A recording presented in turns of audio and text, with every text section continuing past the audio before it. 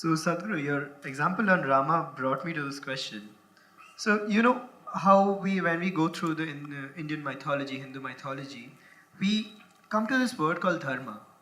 So, what exactly is Dharma to you? See, the word dharma literally means the law. Now, you will see, if you look at the same Ramayana, Mahabharata, they're always talking in terms of Raja's dharma to the praja, husband's dharma to the wife, wife's dharma to the husband, parents' dharma to the children, children's dharma to the parents, teacher's dharma to the student, student's dharma to the teacher. What they're trying to say is, you must understand, this is a time, from being nomadic tribes, they're trying to organize an organized society. They're trying to create civilization. In this context, they're fixing norms for every aspect of life. This is the way this relationship should be conducted. If you break this norm, then this is a disruption of civilization, that's what they're talking about. So to drive on the street, there is a dharma. You were supposed to drive on the left side of the street, most people don't seem to know that. That's another matter. You have to get that simple dharma. We think this is a rule. This is not a rule, this is a certain law. When I say a law, like in physics you're saying, the laws of nature or laws of gravity or laws of motion, like this, these are laws. If this transaction has to happen properly, in a fruitful way, if you maintain certain things, this will be a fruitful transaction. If you do not maintain this dharma, there will be disruption. So continuously they're talking about this dharma, that dharma, you must understand, they're trying to craft civilization.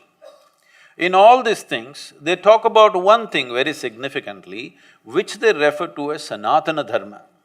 Today, people are trying to brand it as their religion, but essentially Sanatana means eternal.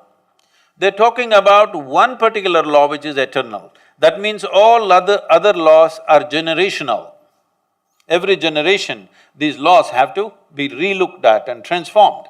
But one law is eternal, that concerns the inner nature of the human being.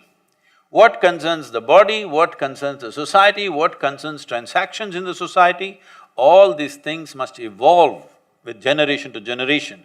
But there is one law that need not evolve because there is no change in that dimension, the fundamental nature of our life. How to conduct this life? Just now he asked, how do we get there?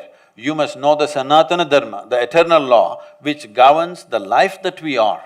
There is a law that governs our body, there is a law that governs our social transactions, there are many laws that govern the social transactions that we perform, but there is one law which governs the fundamental nature of our life. This we called as the eternal law, just to make people know, this you need not change, because this is always a constant. So dharma means a law. So, in present context, with the parameters of Dharma which were there previously, the parameters keep on changing. So, don't you think that even Sanatana Dharma should change its parameters to be called a religion? Please repeat that question. So, when Dharma was said, there has to be some parameters on which they crafted the laws. So, with change in time, the parameters change as well. So, even for Sanatana Dharma, don't you think the parameters keep on changing? No, I think this didn't get across properly. Sanatana Dharma is not a religion, that's what I'm trying to tell you. It is the laws that governs the life that we are. This is not a religion. You must understand, this is a godless land. This land does not have a religion, because this is a land of seekers. The seeking is for truth, the seeking is for liberation.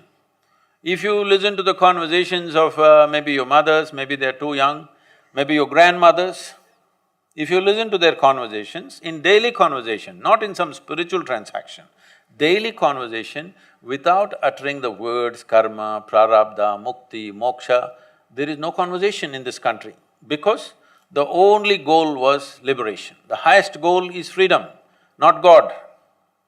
So in this culture, there has never been a belief system, only norms to function with minimum amount of friction, because when human beings transact, What is my profit is your loss. What is your profit is my loss. How to conduct this transaction without creating friction among ourselves? For this we make the law. Why can't we drive all over the street? What's wrong? We are a free country. It's just that nobody will get anywhere. That's all that's happening. Nobody is getting anywhere because everybody is driving all over the place. So the same thing with every transaction, if we do whichever way we want, constant friction will happen, nobody will get anywhere, nobody will realize the full potential of who they are, because at every point we will be colliding with somebody else. So there are norms. When it comes to Sanatana Dharma, this is not about a transaction. This is about understanding the nature of your existence. This is eternal, this cannot be changed, it need not be changed, there is nothing to change because it's not changing. So you want to take that aspect and project it as our religion. No, this is about life, this is about human nature.